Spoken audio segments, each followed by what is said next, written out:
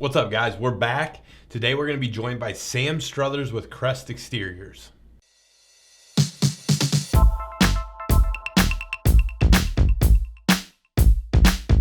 Let's talk about it.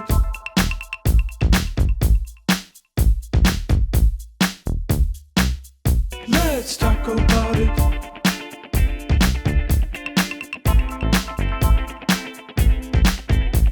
What's up, guys? We're back.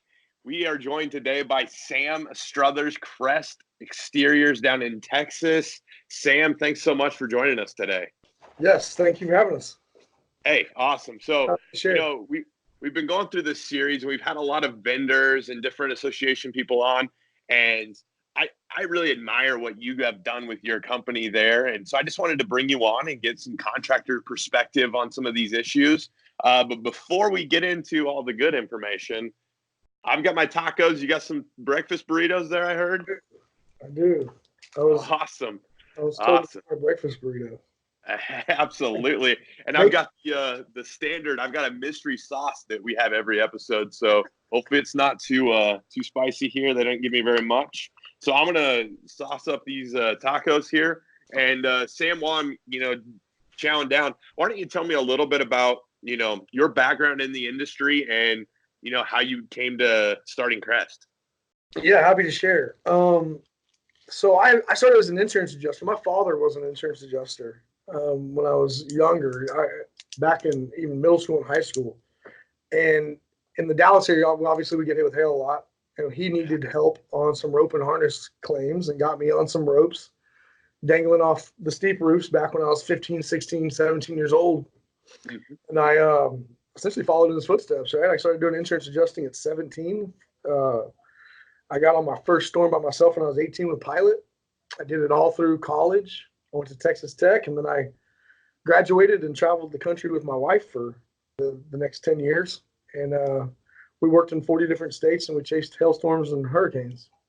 The insurance background helps me a lot. Obviously, we're insurance restoration contractors, but during that time, I had a small roofing company. I was doing roofing in my days off. Cat adjusters work 4 months a year, right? And we were working 4 to 5 months, and I had the other 7, 8 months off. Started a roofing company. It was just me and one other sales guy. In fact, that sales guy that I had back then, I started that company in 07. 07 to 11, I ran that company.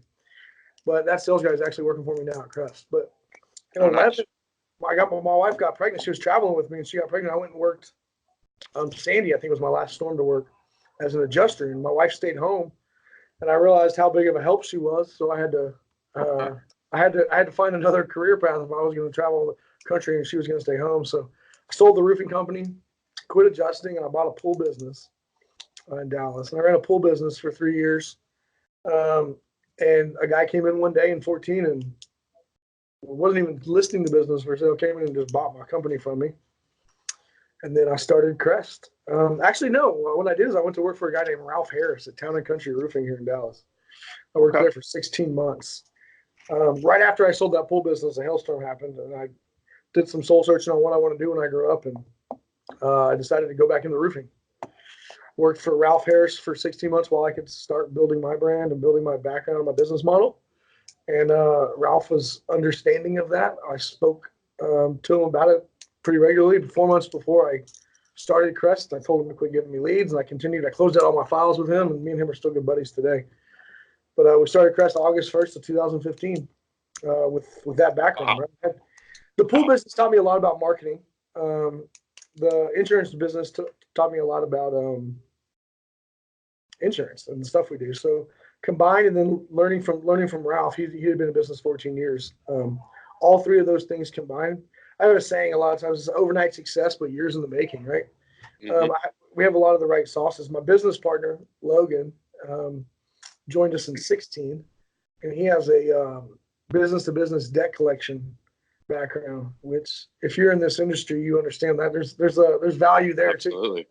Absolutely. So we've got kind of like a perfect combination coming together of all the right trades, right? Marketing, insurance, and collecting your money.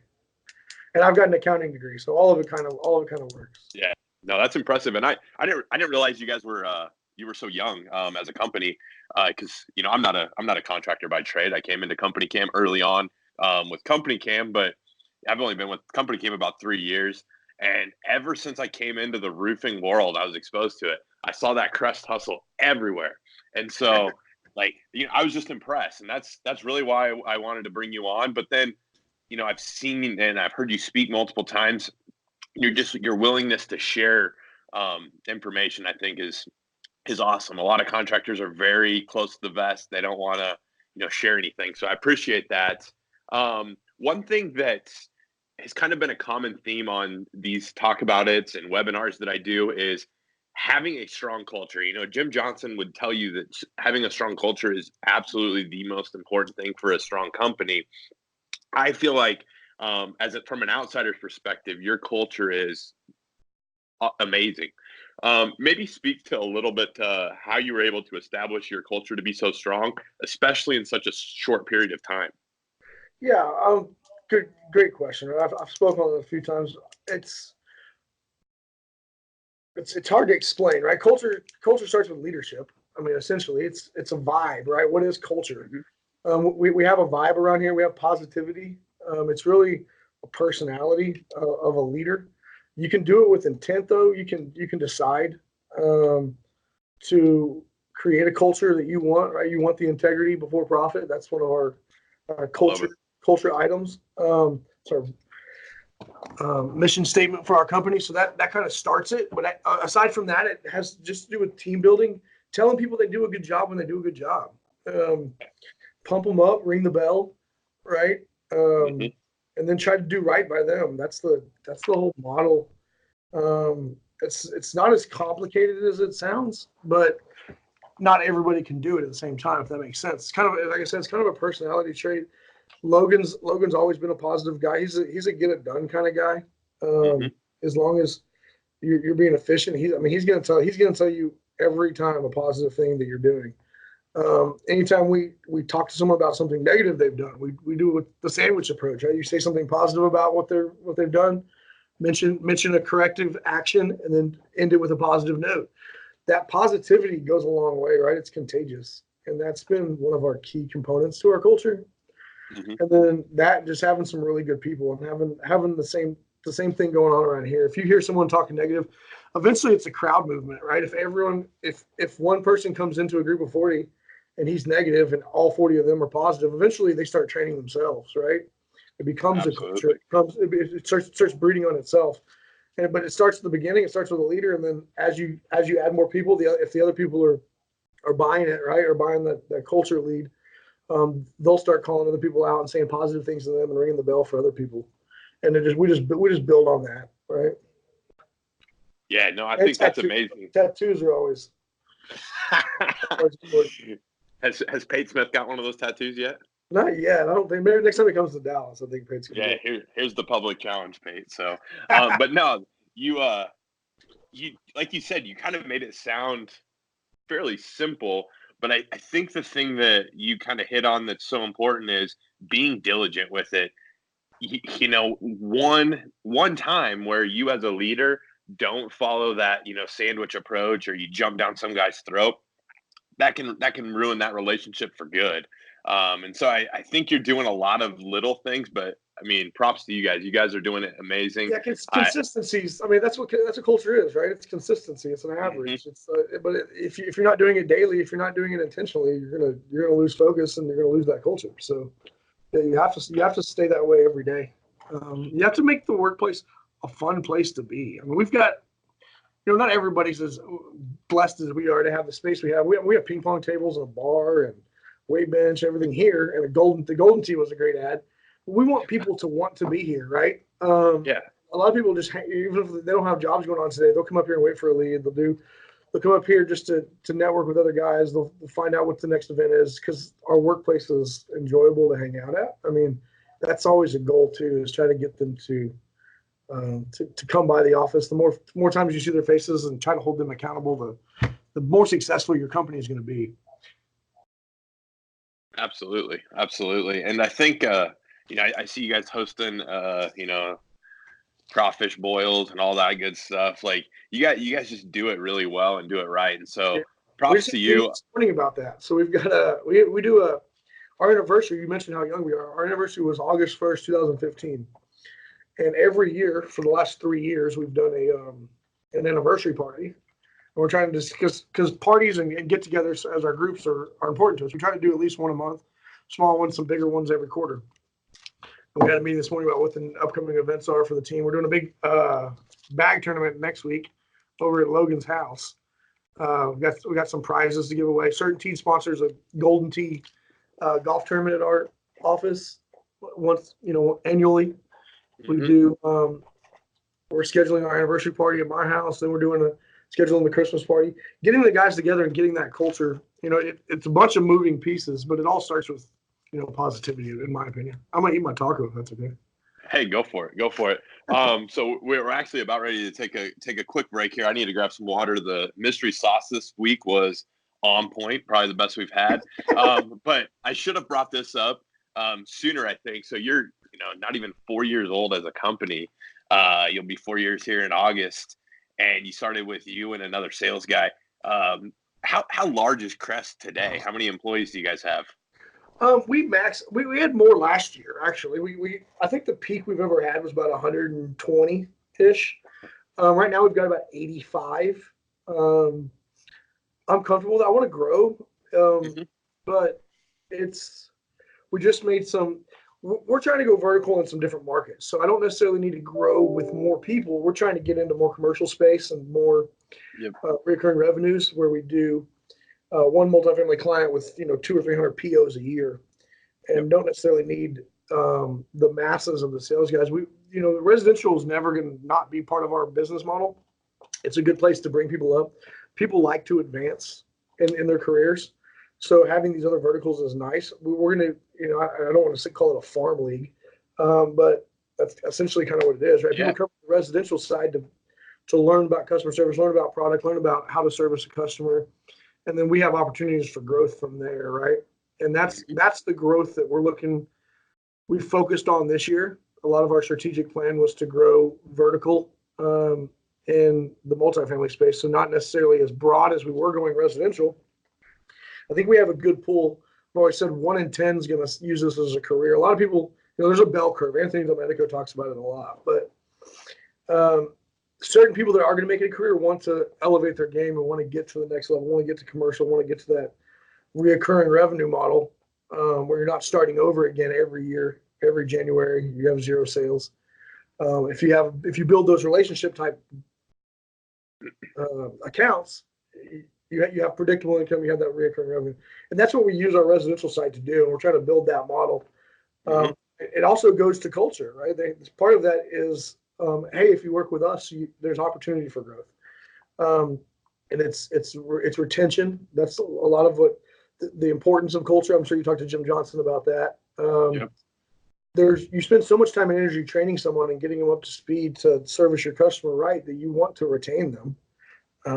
And most of that has to do with these goals we have and the strategic. That's a lot of our strategic plan has to do with that. So. Absolutely. Well, perfect. Let's take a quick break here. You can chow down on some of your burritos there, and we'll be right back with Sam and Crest Exteriors. Let's talk about it.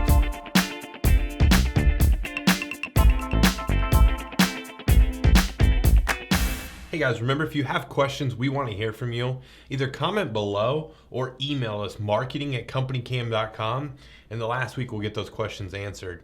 Anyone that does submit a question, remember, you have a chance to win one of these custom Talk About It hot sauces. Let's talk about it.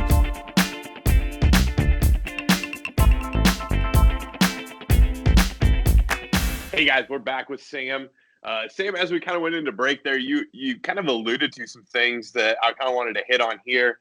You talked about kind of fewer employees, but really kind of hit on knowing, hey, where can we be successful as a company? And I know you had an event the other day there down in Texas where you talked about knowing your bottom line. And we've got about 10 minutes left here, so we can't go too in depth into that. But maybe talk about some just high level things of the value of really knowing what's my bottom line, where am I making money, where am I losing money for growth of a company. Yeah, so I was there's a couple things, right? So knowing your overhead, your SG&As are important. I was talking with another guy at an event, a couple sales guys at an event. They're like, "Hey, I won't walk away from $2,000 on this job." I'm like, $2,000? It depends on the size of the job, right? You have SG&A. I mean, your trucks. Some people think they're making $2,000 because the material and labor was X, right? They don't realize that that truck they drove to the job, someone had to pay for the gas they took over there, the computer, the software, the paper, everything they're buying to do that job and the time they're spending, they're not making any money.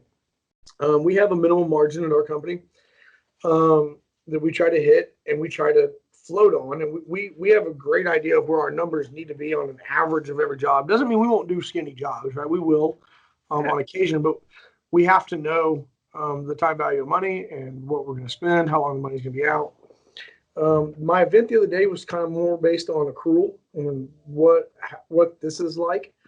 The government puts regulations on you, and if you average over 20, it used to be 10 million, which is great. The tax plan last year changed to 25 million, if I'm understanding it.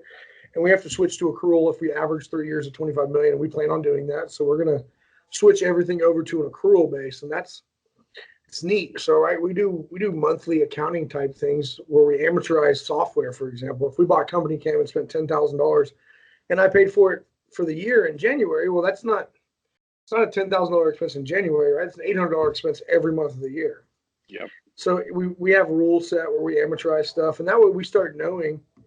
Back to that point, if I go to a job in November, I know that I paid for CompanyCam, I paid for hail trace, I paid for this, so I'm going to allocate those expenses to that month.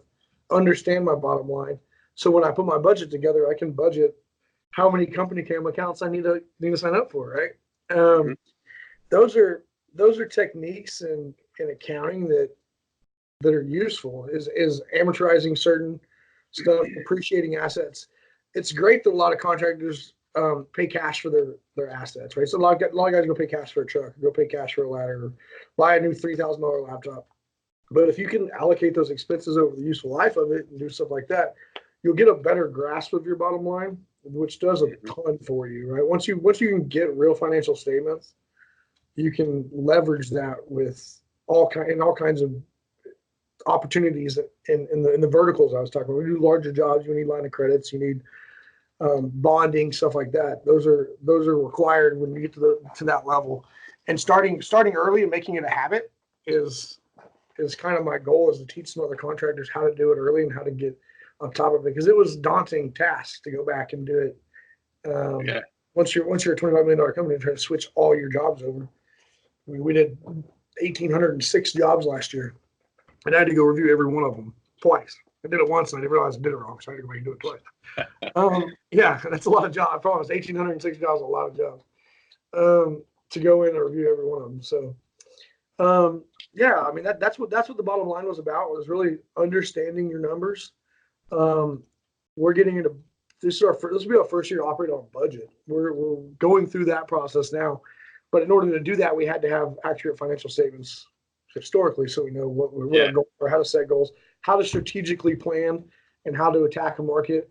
You mentioned earlier, right? I had 120 employees yet last year. I got 85 this year. But we're going to do more business this year. We're going to beat last year's numbers by 20% with 30% less employees. How are we going to do that? We have strategic plans, and we're going to do those verticals. And we did that intentionally. That wasn't an accident. We were like, hey, we're just going to get less employees on accident and do more business. No, we had a strategic plan going into this. It took us 2 years to execute the plan. We started a year and a half ago, last November before last is when we decided, how are we going to attack the vertical markets we wanted. Now we're executing those. So. Yeah, absolutely. And I think this is a perfect time to remind everybody watching, if you do have questions, you can either comment below or email us, marketing@companycam.com. Sam, that's probably one of the things I respect about you the most is, you're super successful, but you're willing to share and help other contractors. And I think as a whole, that's what's so important for the industry is, collaborating, and, the rising tide lifts all ships. And that's kind of what you and, some of the other guys out in the industry, Paul Reed, those guys that are out helping other contractors, Eric Hunter, just doing things the right way. And so I commend you for that. But those of you watching, if you have questions, shoot them over our way. we're going to go live the last week of Talk About It and get those answered. So if you have questions specifically for Sam, we'll get in touch with him and get them answered. And kind of the last thing I want to hit on here is, really talking about contractors and industry leaders coming together. We had Doug Quinn on with the APA. Troy Clymer was on. He gave a nice little soapbox of the APA. I think it'd be awesome for the viewers, because most of our viewers are going to be contractors, to hear from a contractor the value of the APA and, why should they join and where's it going? Hitting on the point you just made, right? The rising tide lifts all ships. So is it initially going to affect my business model on day one? Most likely not. Does it have to be one of my cases that get picked up by the APA that's going to affect my company? I don't believe so. I think as a whole, contractors coming together and having a pact for stopping insurance fraud on both sides, right?